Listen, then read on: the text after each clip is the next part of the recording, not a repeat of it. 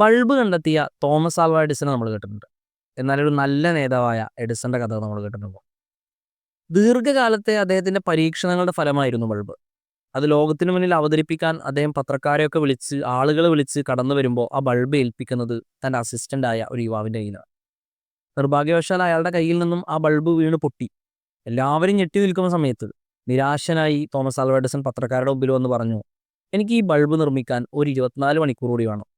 അതുകൊണ്ട് നമുക്ക് നാളെ ഇത് പ്രദർശിപ്പിക്കാം. അങ്ങനെ പിറ്റേ ദിവസം തന്റെ ബൾബിന്റെ പണി പൂർത്തിയാക്കി തോമസ് ആൽവ എഡിസൺ കടന്നു വരുമ്പോൾ ആ ബൾബ് ഒരിക്കൽ കൂടി ഏൽപ്പിക്കുന്നത് കഴിഞ്ഞ ദിവസം ആരുടെ കയ്യിൽ നിന്നാണോ വീണ് പൊട്ടിയത് അതേ അസിസ്റ്റന്റ് കയ്യിലാണ്. അങ്ങനെ വളരെ വിജയകരമായി അത് പ്രദർശിപ്പിച്ചു. എല്ലാം കഴിഞ്ഞ് ഒരു പത്രക്കാരൻ എഡിസൺ അടുക്കൽ വന്ന് ചോദിച്ചു, അങ്ങ് എന്തിനാണ് ഒരിക്കൽ കൂടി അയാളുടെ കയ്യിൽ കൊടുത്തത്? എഡിസൺ കൊടുത്ത മറുപടി എല്ലാവരെയും ചിന്തിപ്പിക്കുന്നതാണ്. അദ്ദേഹം പറഞ്ഞു, എനിക്ക് ഈ ബൾബ് നിർമ്മിക്കാൻ ഒരു 24 മണിക്കൂർ മതി.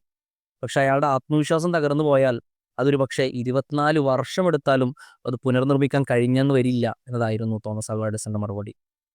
ഒരു നേതാവ് എങ്ങനെയായിരിക്കണം എന്നതിൻ്റെ ഒരു വ്യക്തമായ മാതൃകയായിരുന്നു അദ്ദേഹം അവിടെ കാണിച്ചു തന്നത്.